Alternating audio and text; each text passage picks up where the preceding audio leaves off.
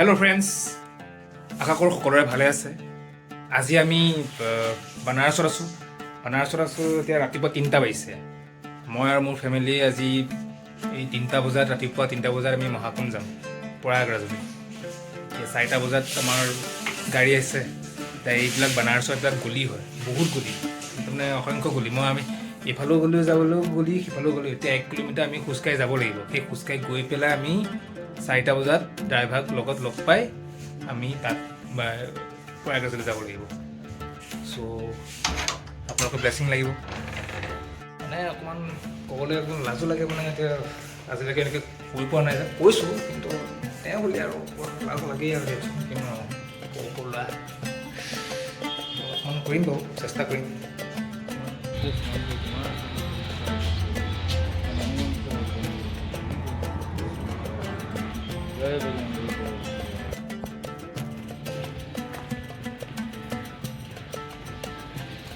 এইবোৰ হৈছে গলি।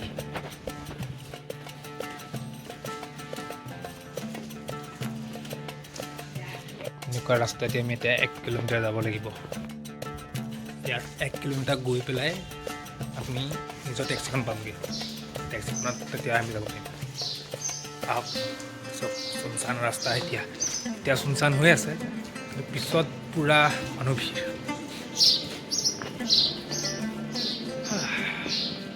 কিবাতকৈ উঠি ভালো লাগে, ফ্ৰেছ লাগে। ঘৰত ইমান উঠা নহয় সোনকালে, কিন্তু এতিয়া সোনকালে উঠিবলগীয়া হয়। চব গাড়ী লাইন হৈ আছে একদম পূৰা। এতিয়া লালকুটীয়া বুলি কয়, লালকুটীয়াত চব গাড়ী পূৰা লাইন হৈ আছে।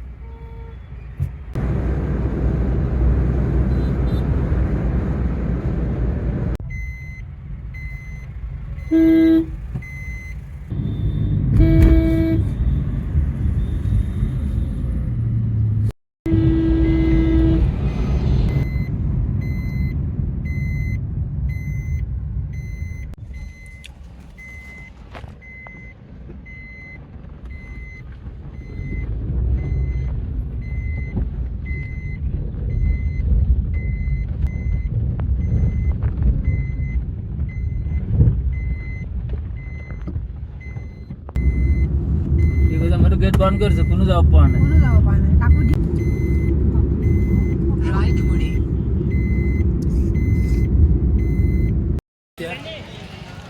এইটো ৰাস্তাত আমি যাব লাগিব, কিবা লেখৰাজ পাৰ্ক নে কিবা এটা কৈছিলে, সেইটো তেতিয়া যাব লাগিব। এতিয়া সৰু অটো বিচাৰিছে, এতিয়া অটোখন পালে আমি শ্বেয়াৰিঙত গুচি যাম।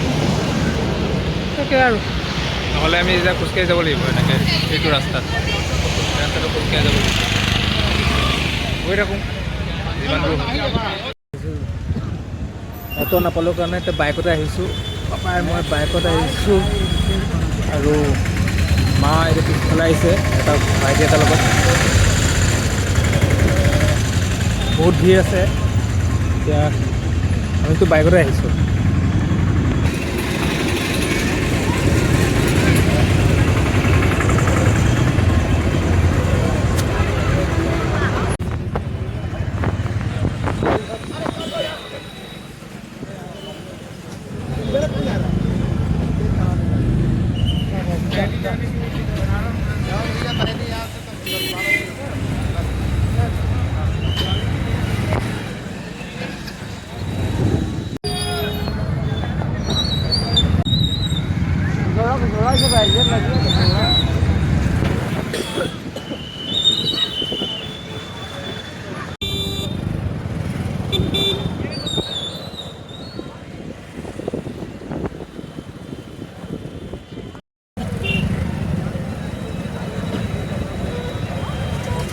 এতিয়া আমি আহি পালোহি মহাকুম্ভ।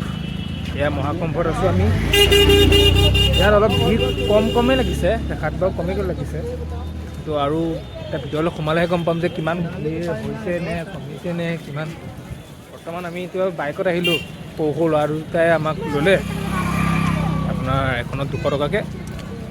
চ' আমি গৈ পেলাই এতিয়া স্নান কৰিমগৈ। স্নান কৰিম, মানুহ কিমান হৈছে সেইটো আমি ভিতৰলৈ গৈ পেলাই চামগৈ। মই কিন্তু মানুহ এতিয়া কম দেখিছোঁ। ধূলি এটা হৈ আছে কাৰণে হাঁচিবিলাক আহি আছে, কিন্তু মানুহ কম আছে। আজি মানুহ অলপ কম দেখিছোঁ।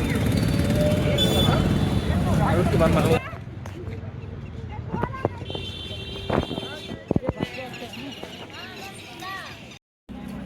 বৰ্তমান সময়ত মানুহ এতিয়া বহুত কম আছে। এতিয়া আৰামছে আমি আহিব পাৰিছোঁ, সেইকাৰণলৈকে আহি আছোঁ। ত' এতিয়া ঘাটৰ ওচৰকৈ পোৱাগৈ নাই, আৰু 2 কিলোমিটাৰ আছেগৈ। 2 কিলোমিটাৰ যোৱাৰ পাছতহে গম পাম যে তাৰ সেইখনত কিমানখিনি মানুহ আছে। কিন্তু এতিয়া আমি যিটো ৰাস্তাত গৈ আছোঁ সেইটো কিন্তু মানুহ অলপ বেছি নাইকিয়া, বহুত কম আছে। মানে তুমি ভালকৈ যাব পাৰিবা। সংগম ঘাটলৈ 1 কিলোমিটাৰ আছেগৈ, আৰু 1 কিলোমিটাৰ থকাৰ বাবে এতিয়া ভিৰ চাব নেকি?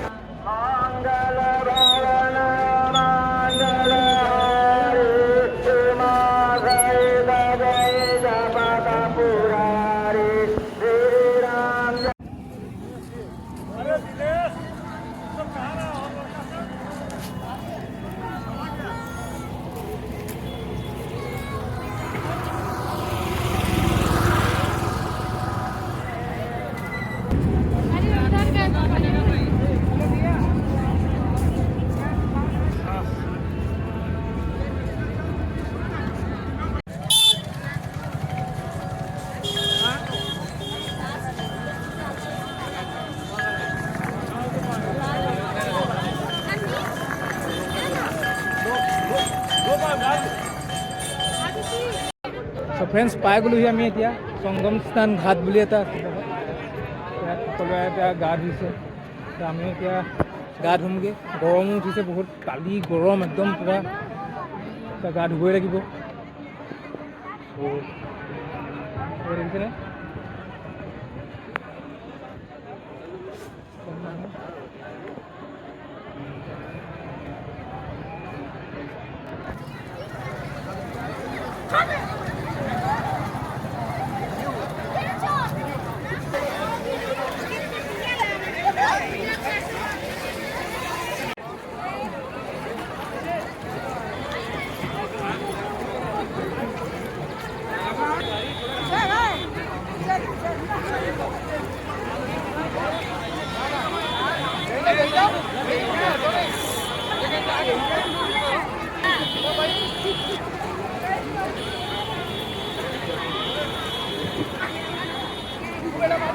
বহুত গা ধুলোঁ, খুব ভাল লাগিলে।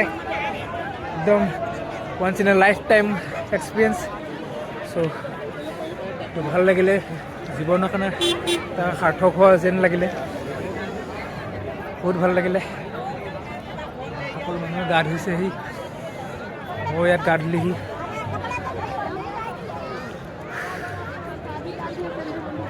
ভাল লাগিলে।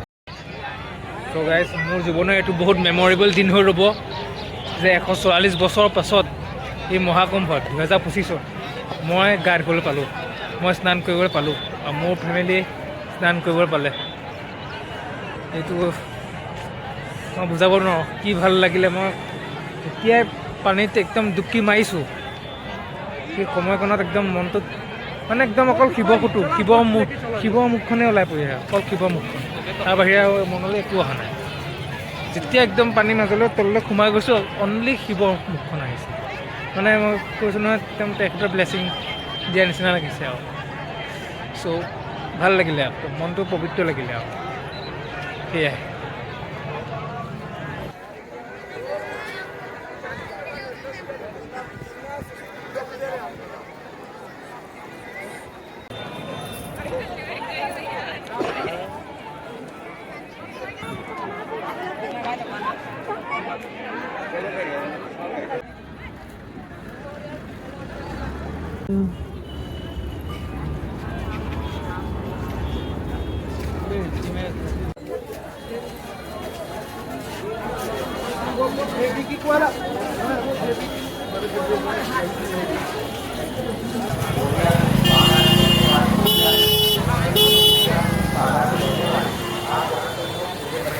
একদম জনসমাগম পৰুৱাৰ দৰে মানুহ হৈছে এতিয়া।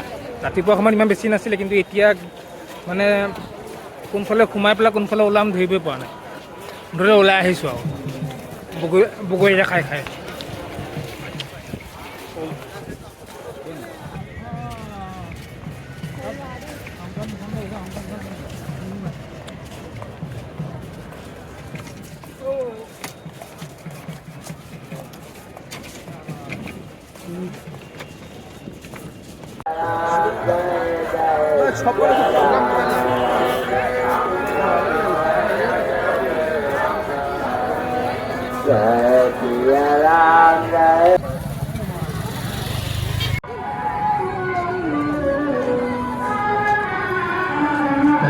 शंभुवा